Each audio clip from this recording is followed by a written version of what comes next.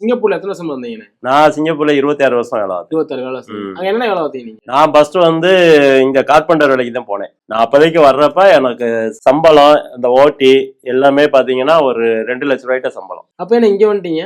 இது வந்து எங்க அப்பா ஆசைப்பட்டாருல நான் பட்டையில வேலை ஆக்கணும்ட்டு, அதனால அவரோட பேரு அவரோட வேலை அவரோட ஆசீர்வாதத்துல இப்ப நான் நல்லா இருக்கேன், சந்தோஷமா இருக்கேன். சிங்கப்பூர்ல 2 லட்சம் சம்பாரிச்சதை விட இங்க நான் சம்பாதிக்கிறது ரொம்ப சந்தோஷமா.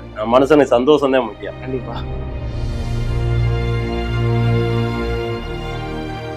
இந்த தொழில அதே மாதிரி ஒரு சந்தோஷமான நிகழ்வுனா வந்து அப்பா இறந்ததுக்கு அப்புறம் அந்த பட்டறையில வேலை பார்க்க ஆரம்பிச்சதுக்கு அப்புறம் என்கிட்ட ஒரு அச்சா இருந்துச்சு, இதை நம்ம கண்டினியூவா பண்ண முடியுமா அப்படின்னு ரொம்ப அச்சா இருந்துச்சு. ஒரு 2 மாசம் 1 மாசம் நானா ஒரு சின்ன டெஸ்ட் பண்ணி பார்த்தேன். எங்க அப்பாவோட ஆத்மாவா என்னன்னு தெரியல, என்னை போக விடல. நான் என்ன பண்ணேன், ஒரு தடவை ஒரே நாள் 5 இடியப்ப கட்டை அடிச்சு வச்சுட்டு இந்த கட்டை வந்து நான் திரும்ப ஊருக்கு போறேன், நான் பட்டறை வேலை ஆகல, நான் திரும்ப ஊருக்கு போறேன், இந்த கட்டை இன்னைக்கு வித்துறணும், விற்கலைன்னா வித்துருச்சுன்னா நான் இருக்கேன் கண்டினியூ பண்றேன் அப்படிங்கிற மாதிரி நானா சொல்லி போட்டு போயிட்டேன். வீட்டுக்கு போயிட்டேன். நைட்டு கனவுல வந்து எங்க அப்பா வந்து சொல்றாரு, பட்டறை கனவுல வருது, எல்லா கட்டையும் இல்ல, நான் காலையில வரேன், எங்க அப்பா வேலை பார்த்துக்கிட்டு இருக்காரு, கேட்கிறேன் கட்டையெல்லாம் எங்க அப்படின்னு கேட்கிறேன். அதெல்லாம் நான் கொடுத்துட்டேன், நீ பாட்டுக்கு வேலையை பாரு அப்படின்னாரு. கனவுல சொன்னாரு. சரின்ட்டு என்னடா அது அப்படின்ட்டு நான் முடிச்சுட்டேன். அப்புறம் காலையில வந்து பார்த்தேன். அப்பவும் நான் நம்பிக்கை இல்லாம இன்னைக்கு அப்ப அந்த அடிச்சு கட்டை வச்ச அடிச்சது விற்கணும், ஒரு மதியத்துக்குள்ள அந்த கட்டை புறம் வித்துருச்சு.